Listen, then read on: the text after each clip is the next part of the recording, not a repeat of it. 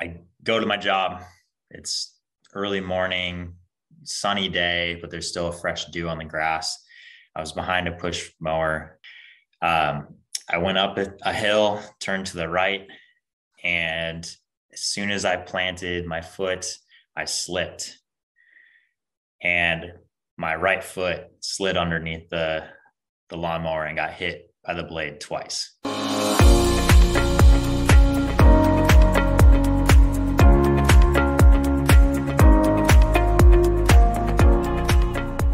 What's up, everyone? You're listening to the Do Hard Things podcast by Elite SRS. The purpose of this show is to share stories of hardship and victory as an encouragement for those in the middle of their own hard thing. Because we know hardship produces perseverance, which produces character, which ultimately produces hope.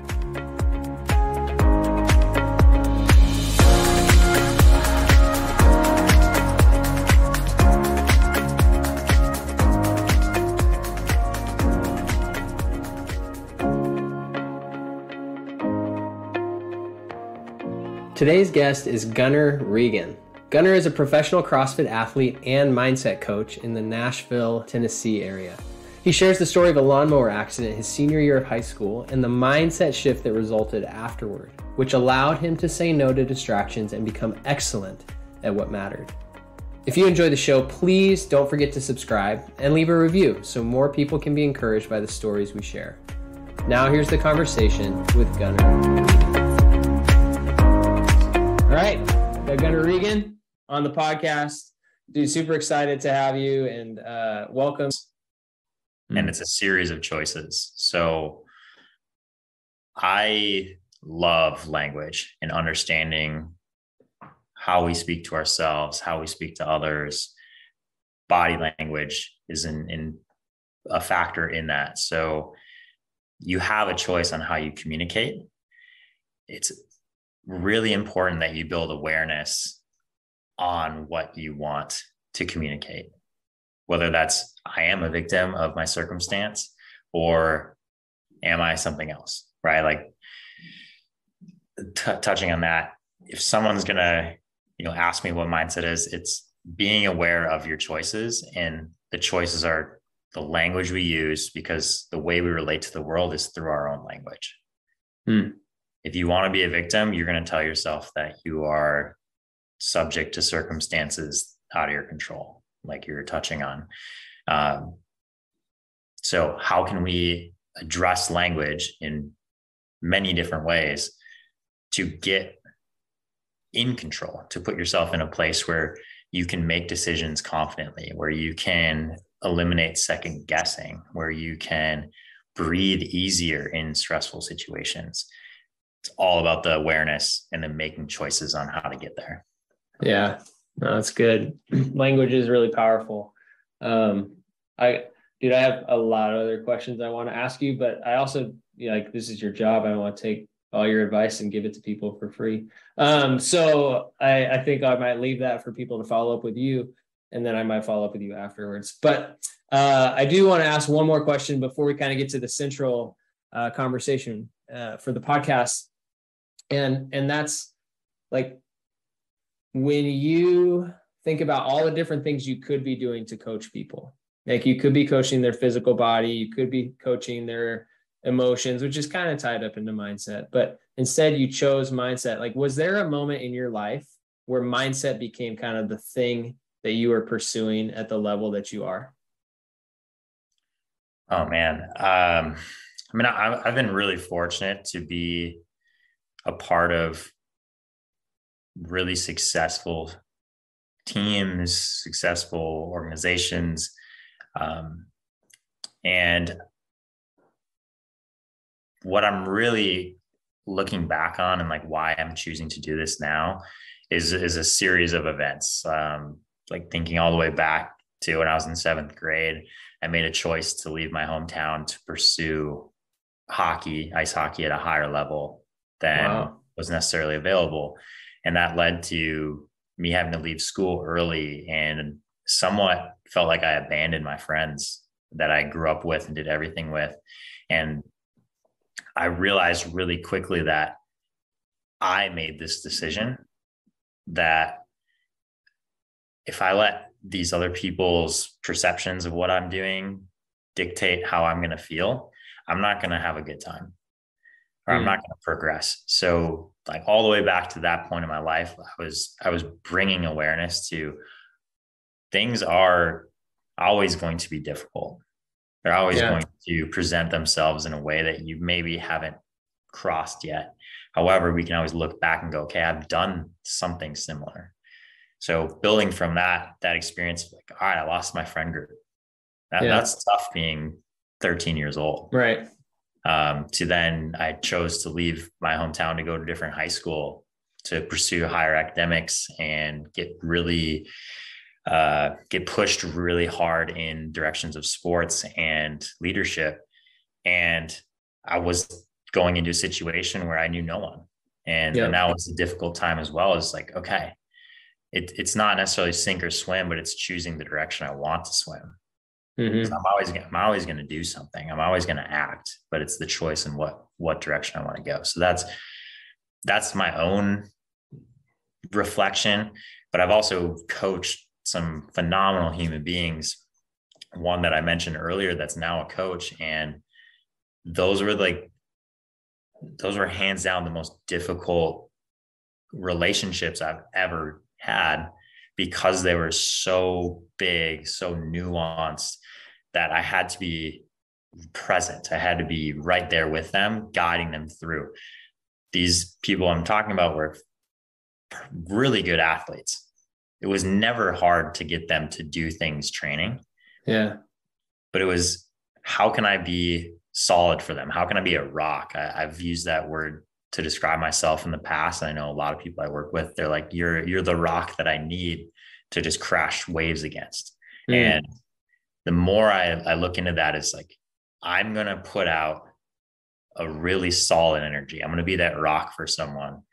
And then eventually, when they've decided that lesson is going to be learned, they get to be the rock for someone else. So the mindset is understanding there's energy that I have that I can give to the people around me. And then they get to either take it for themselves, change it, and then keep moving that energy forward. Yeah. Yeah. Super meaningful work, it sounds like, right? It's not like you coach someone's physical body and we like to tie it all together to hell. You learn all these things for the rest of your life. But like, mindset truly is fully integrated human. Like, you can't separate it. I mean, I guess you could try, but reality is you learn mindset in one pursuit and it changes your mindset in, everything else that you're doing. Like, you can't just like totally compartmentalize mindset lessons. At least I don't think so. You might be able to tell me I'm wrong, but it seems like you can. Yeah. There's stages to it. There's definitely stages to it. Well, one thing that I was thinking of is when I'm like building mindset with someone, and this goes back to my own podcast name, As Above, So Below, is an idea of correspondence. Anything that I'm thinking, my body's going to inhabit, and vice versa. Whatever I sense from my environment, I can literally pick up vibrations and energy from other people. I feel that and sense it. That then becomes how I see the world. So having that idea back and forth, like if I have awareness of my thoughts, my language, I then can create a body that I want, and vice versa. I can create the mind that I want by putting in work and putting in and putting out work through my body. Yeah. Well, you answered one of my questions I was going to ask you later. So I was curious, the tie to the title. All right, I'm going to transition us a little bit because I want to get into your story some more. And the central question of the podcast is, what's the hardest thing in your life you wouldn't take back?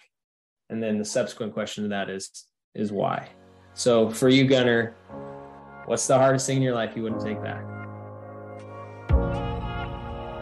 If you enjoy the podcast, please do us a favor and head to your favorite podcast platform and leave us a review. It helps a ton. And there's a reason all the podcasts you listen to ask you to do this. We want to continue to encourage people in the middle of their difficult seasons, and your ratings help boost our podcast visibility and the stories of our guests. Did you pause it and leave a review? If so, thank you. All right. Back to our conversation. Man, so in thinking about this question beforehand, a couple different moments flashed across my eyes. And the one I'm wanting to talk about today is before my senior year of high school, I was already on a successful hockey team, playing baseball, soccer, had just a really full life at that point. School was going well. And I was working, it's almost 10 years ago now. So June 12th, 2022, I was working one morning mowing lawns. Hold on, 2022 or 2012? Or 2012, excuse me. Okay, So 10 years this year. Yeah. And I got called in the night before to mow some lawns for the job that I was doing. And it was a moment of, okay, I can go do this, earn a little bit of money. Or the thing that I was supposed to be doing was scheduled to go train and prepare myself for sports. So I go to my job. It's early morning, sunny day, but there's still a fresh dew on the grass. I was behind a push mower, and I understand if someone's listening to this, I've told this story in different contexts, but if you're squeamish, you might want to sit down for a second. I went up a hill, turned to the right, and as soon as I planted my foot, I slipped, and my right foot slid underneath the lawnmower and got hit by the blade twice. And I was by myself in the area that I was in. I fell down into this ravine. The blade hit me in the bottom of my foot twice, hit the shoe that I was wearing. And I immediately knew this changes everything. It's going to change how I move the rest of my life, how everything. I was able to stay with it long enough to call someone to pick me up. And the irony of the story is I called the person I was working for, who's my brother's godfather, and he was actually at the hospital having rehab sessions on his own foot. Like, oh, wow. It was just a crazy coincidence of timing. So I hop up out of the ravine on one leg. The shoe's still on. I don't know what the damage is. I'm not in a place to look at it myself. I end up getting rushed to the hospital by my family friend, and my grandpa happened to be working at the hospital that day. So he was able to come down. He wheeled me into the ER. I'm sitting there just white as can be, white as a sheet, shaking because what's going to happen. Yeah. And I also have a lot of trauma at the lower end of my body. So I'm sitting there in the ER. They come in, clip my shoes off, or clip the one shoe off that was hit. They have to cut the sock off because it's covered in blood. And what I see looking down is my big toe and my second toe are split apart like your hand would open up your thumb and your index finger. And there's just flesh exposed in a V.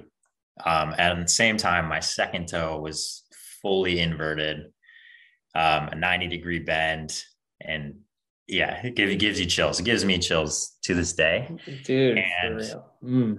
The ER doctor immediately goes, all right, we're going to reset this. So they take my second toe. I have no painkillers, no nothing. I'm just staring at my foot sitting on the bed, and boom, puts it back into place. And like terrible pain, but I was already in a state of shock that it like didn't faze me at all. It was just, staring full on. So this is where the story kind of gets wild. Is they call in a doctor to do the surgery, emergency surgery. They sedate me. I go under, and I think it was like 3.5 hours later, I come back to, awareness of my surroundings. Yeah. My mom and dad are there. The doctor's there. I think my grandpa was still in the area. And the doctor goes to me and my parents, he goes, "This is the luckiest trauma he's ever seen." And in that, the blade never actually hit my foot. It was just the pressure of it swinging that blew my soft tissue apart and spun that toe around. And I'm getting a little like shaky retelling it, but dude, that's wild that just the pressure did that.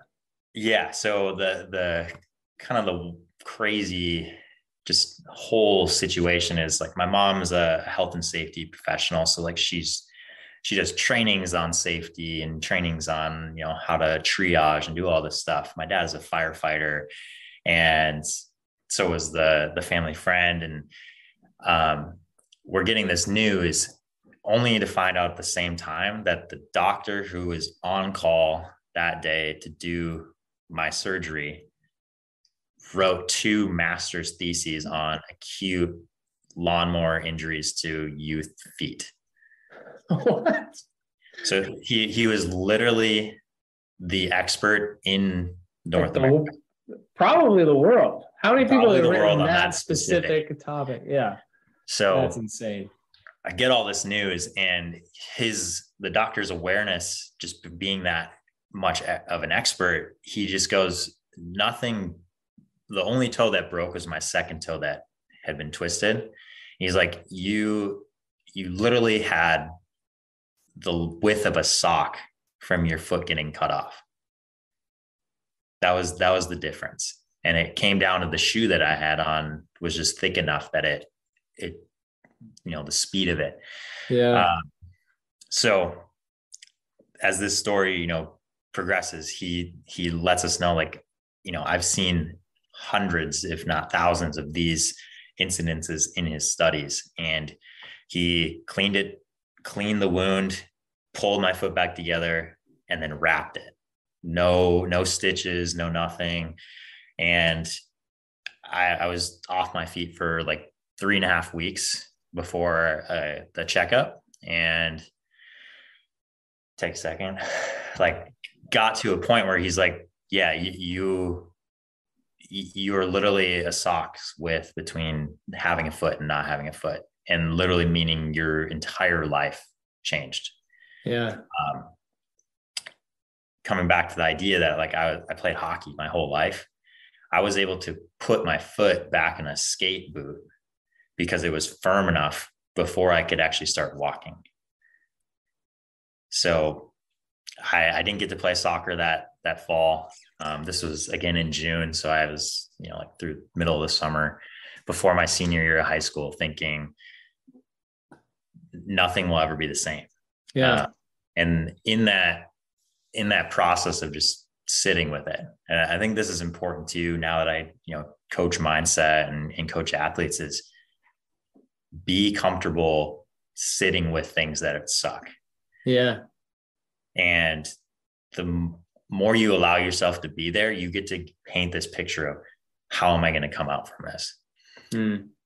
So I made it my mission for that next season, next year, to do everything I could to be the fittest going into my season, to be the strongest athlete I could be going into my season, to be the best student I could be, to be all of these things that I thought I was doing really well at that point, but double down, do it even better. Like coming back to the mantra, I am Gunnar. I want to be all of these things. Yeah. And to look back 10 years ago now, I've competed in CrossFit in France, in Canada, in US, all over the place. I've run a 10-mile race. I've done all these things. And I also played hockey in college. Like that allowed me to just keep progressing, knowing like it is my choice how I'm going to get past this. Yeah. I still deal with some things today, like just the joints in my foot are, you know, have a little more scar tissue. Yeah.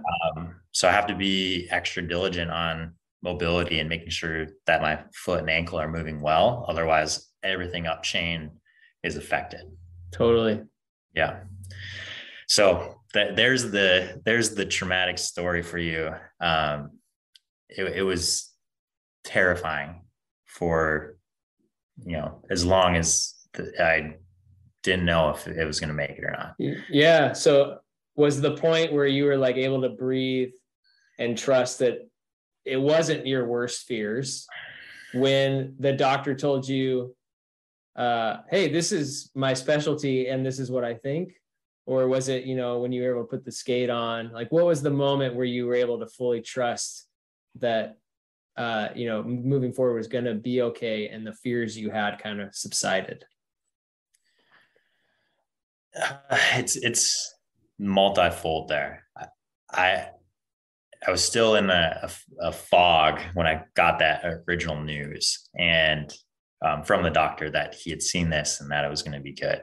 Yeah. So it was more the next few weeks having support system around me going,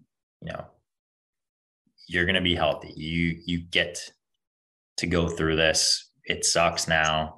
It's probably going to suck for a few years, depending on, the damage. However, it doesn't mean you're done with everything. So my support system was great.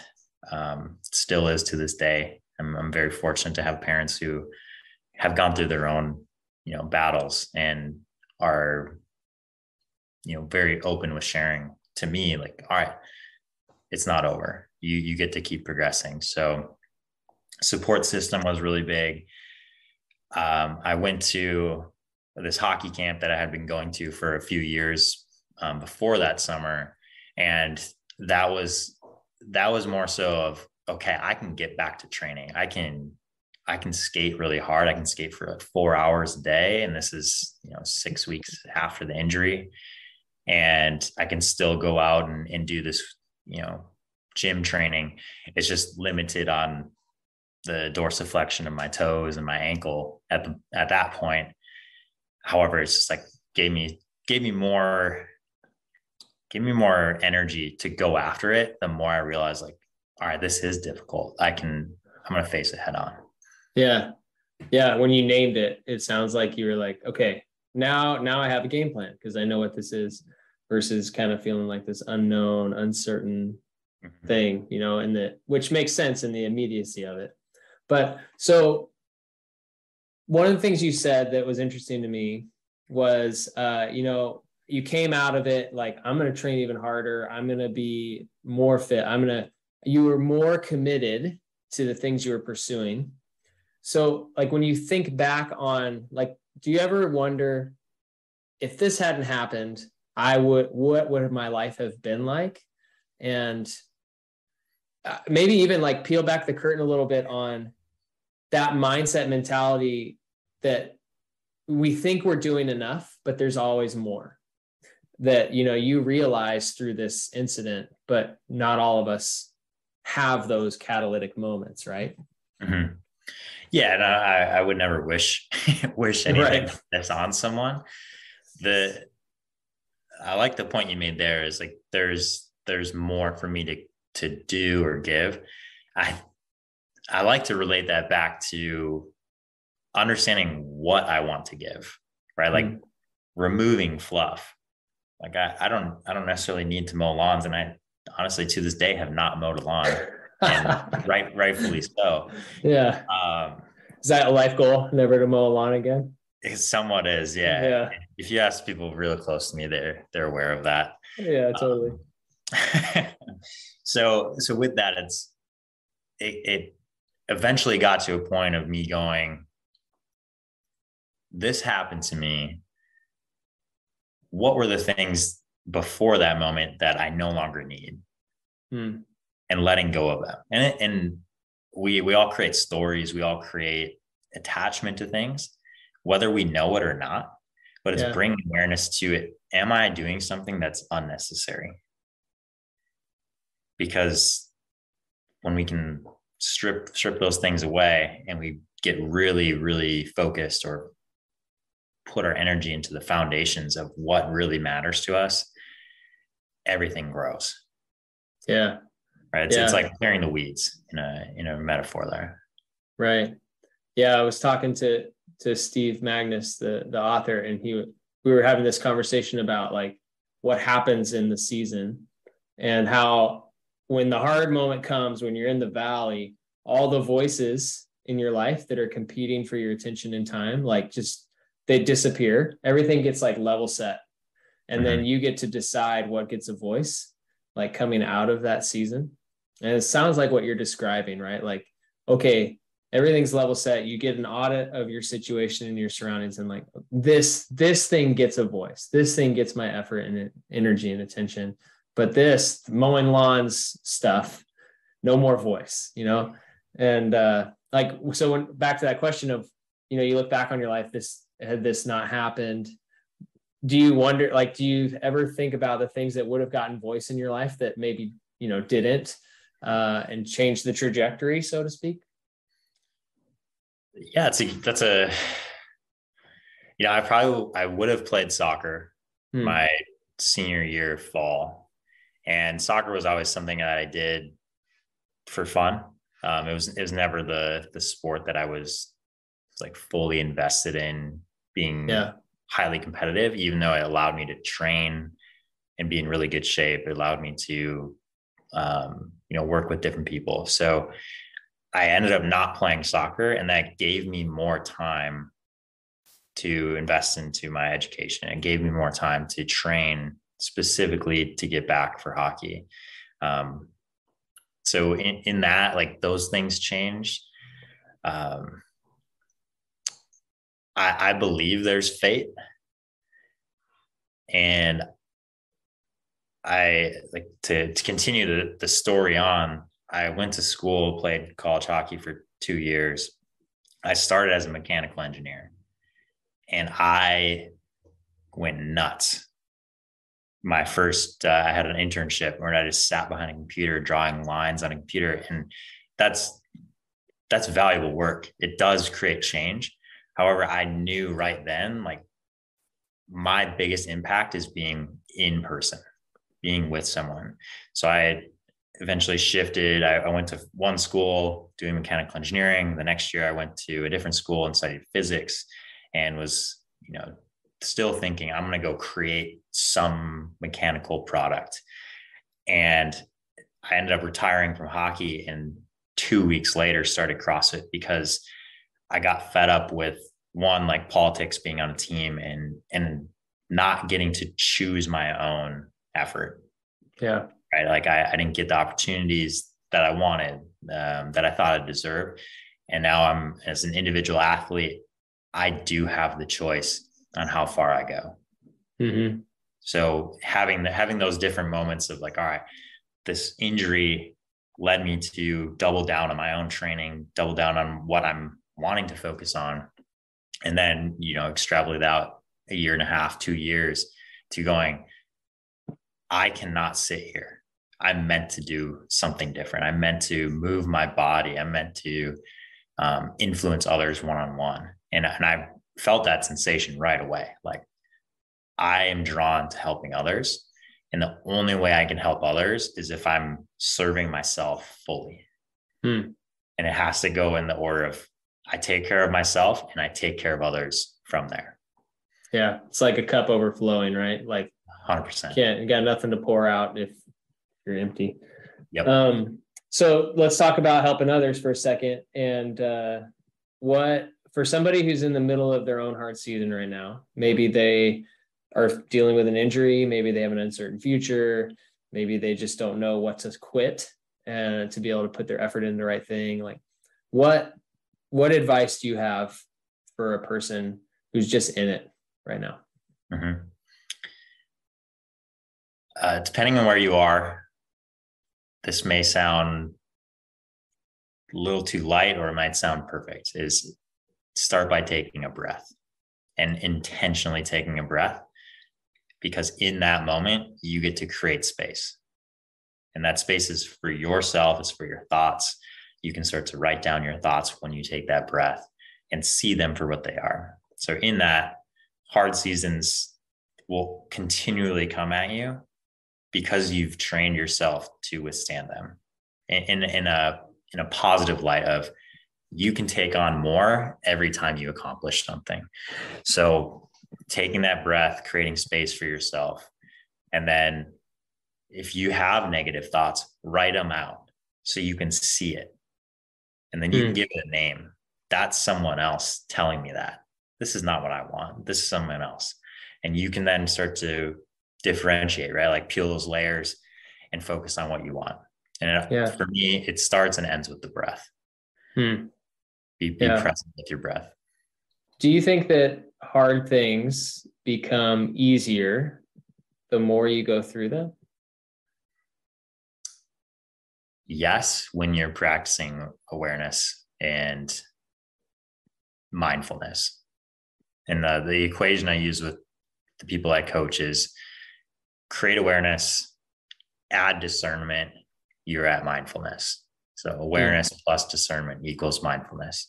And we want to be in that mindful place often.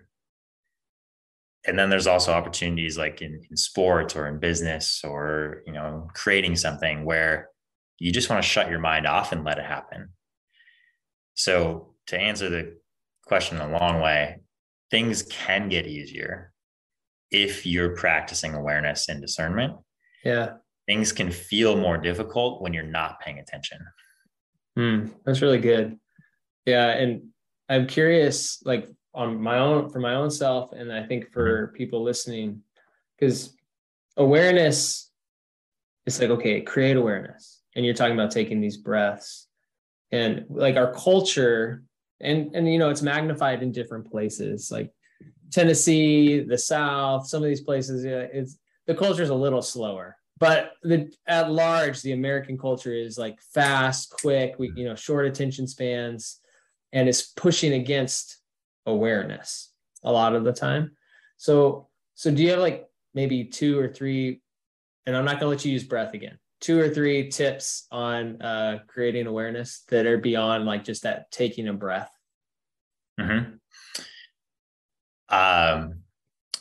Get aware of your space, right? Your environment is a reflection of the energy that you currently have or will have in the future. I love the act of clean your house. And that's a metaphor, but it's also very real, very realistic. Like, all right, if I have things that are not in place, I feel relieved when I put them in the right place. Yeah, totally. And I know this is something I'm always working on, right? So to go back to the equation, awareness plus discernment equals mindfulness. Mindfulness is not a destination. It's a practice.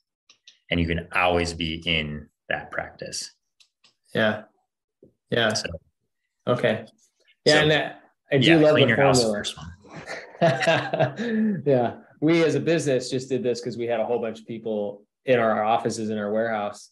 And the impact is like, well, one, I didn't realize how disordered and out of place things were, right?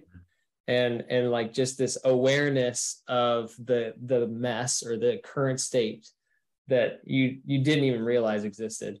And then 2, feeling in control of your environment, like, is really empowering. And like, if I'm in control of this, I have a great foundation for whatever else I need to be in control of. And that's like a really simple example. But to your point, like cleaning your house sounds simple, but that can have a great impact. Yeah. And it goes beyond the house. Like the house is the metaphor of everything that we have. If that means you need to get a car wash, like you'll feel better when you have a nice, clean car, right? You get to present a clean car. That's the same idea. It goes clean your house, put things in the place that you want them to be. Maybe it's you like art. You put something on the wall that inspires you. And in the same way, it's you're putting intention or discernment. I think they're synonymous. You're putting that in, that reflects back. I like this on the wall. It makes me feel good. I'm then going to carry that forward. Yeah. Well, I love the formula. It's easy to remember, and I think is really helpful for people because mindfulness feels really big. and it feels really complicated and hard to obtain. And, if you can break it down into, I just need to be aware. And then from my awareness, I need to discern, have wisdom. It's like, okay, I can take those 2 steps and then trust the outcome will be for my benefit. So thanks for sharing that. I'm sure that'll help me a great deal too. So the last question for you as we wrap up, and I ask everybody this is, and you even said this a minute or two ago, is like, you're always going to have hard things. And, sometimes we seek them out, sometimes they come to us. But what's a hard thing that you're in the middle of right now? Oh man, that's a big list, right? There's many hard well, things. You just have to pick one. Yeah, that I'm choosing to do. Yeah. Hard thing is social media, and I intentionally picking that one because it's a medium that I use to market myself and put out these lessons that I hope to have. So in a way, podcast is a social media. Yeah. Instagram, Facebook, whatever platform you're on. I am working on catching myself using it not for the intention of putting things out, just absorbing all of these moments, all this information that, again, has no meaning. Can I cut that fluff? Yes. Yeah. I can. How does that practice look? So first, bringing that awareness. It's nice to have a girlfriend who is also on that journey, right? Like, we all go through it in a way. If we're participating in it, there's an easy fall into the trap. And I know that's kind of like a heavy metaphor that it's a trap. However, we can definitely get ourselves out of it by seeing what we're doing on that. So I love social media. It's allowed me to express my writing to many people, and it's allowed me to share these lessons and find people who want mindset work. So finding that balance with social media is something that I'm constantly working on.